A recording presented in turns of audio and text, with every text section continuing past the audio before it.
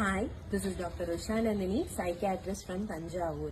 இன்னைக்கு ஸ்டாய்கிசம் பிலாசபில நம்ம எதை பத்தி பேச போறோம்னா இதை பத்தி தான் பேச போறோம்.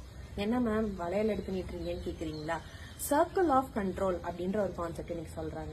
இந்த சர்க்கிள் ஆஃப் கண்ட்ரோல்குள்ள இருக்கிற விஷயம் மட்டும்தான் நம்மளால கண்ட்ரோல் பண்ண முடியும். இந்த சர்க்கிளுக்கு வெளியில இருக்க விஷயம் எதையுமே நம்மளால கண்ட்ரோல் பண்ண முடியாதுன்னு சொல்றாங்க. அப்படி அந்த சர்க்கிள் ஆஃப் கண்ட்ரோல்ல இருக்க விஷயம்லாம் எப்படி மேம் நான் ஞாபகம் வச்சுக்கிறது அப்படின்னு கேட்டீங்கன்னா அதுக்கும் அவங்க ஒரு ஐடியா சொல்றாங்க. அதுக்குள்ள ஒண்ணுதான் வைக்க முடியும், அது உங்களோட மைண்ட் மட்டும்தான். அதை தவிர நீங்க எதையுமே கண்ட்ரோல் பண்ண முடியாது. நாட் ஈவன் யுவர் பாடின்னு சொல்றாங்க. என்ன சொல்றாங்கன்னா திடீர்னு நீங்க ஜெயிலுக்கு கூட போயிடலாம், திடீர்னு ஒரு ஃபாரின் கண்ட்ரில போய் நீங்க மாட்டிக்கலாம், எது வேணா லைஃப்ல நடக்கலாம். ஆனா அதை நீங்க எப்படி அப்ரோச் பண்றீங்க அப்படின்ற உங்க மைண்டை மட்டும்தான் நீங்க கண்ட்ரோல் பண்ண முடியும்னு சொல்றாங்க.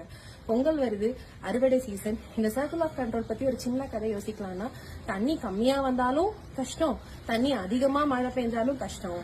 இத பத்தியே யோசிச்சுட்டு இருந்தா அந்த விவசாயியால எதையுமே சரியா பண்ண முடியாது.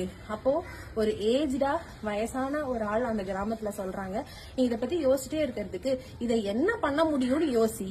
இந்த மழை நிறைய வந்தா என்ன பண்றது, மழை கம்மியா வந்தா என்ன பண்றதுன்னு கூடிய விஷயத்த பாரு.